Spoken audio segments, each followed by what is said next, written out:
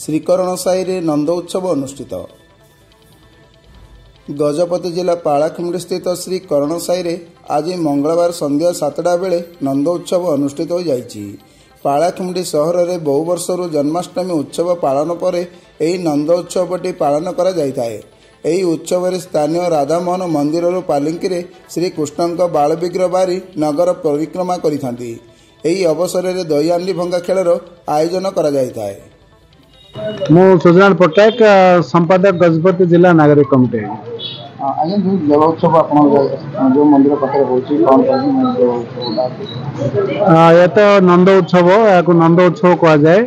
ପାରମ୍ପରିକ ରୀତିରେ ଏହା ପାଳନ କରାଯାଉଛି। ଗଜପତି ଜିଲ୍ଲାରେ ଆପଣ ଦେଖୁଛନ୍ତି ପାରଳାଖେମୁଣ୍ଡି ସହରରେ ସବୁ ଗୌଡ଼ ବୈଷ୍ଣବ ମଠ ସବୁ ରହିଛି। ଯେ ପାରଳାଖେମୁଣ୍ଡି ସହର ଭିତରେ ଆପଣ ପ୍ରତି ସାହିରେ ଦେଖିବାକୁ ପାଇବେ ଗୌଡ଼ ବୈଷ୍ଣବ ମତରେ ଥିବା ମନ୍ଦିର ଗୁଡ଼ାକ।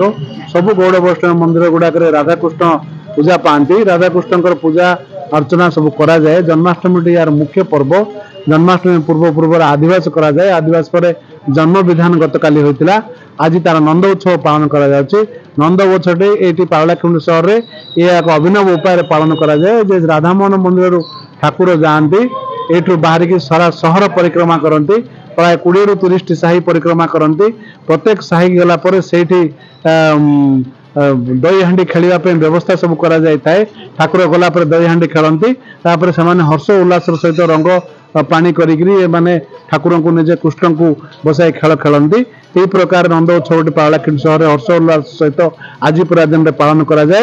आईटा को आज पर्यंत कौन सरकारी मान्यता मिलेनि, किंतु घरे निज निजस्व मंदिर ठाकुर बाहरती एवं से जाकि तार ठाकुर 20 ରୁ 30 साही परिक्रमा भ्रमण करती। सहर परिक्रमा कर आसला अन्य विधि विधान सब ये अनुष्ठित हुए।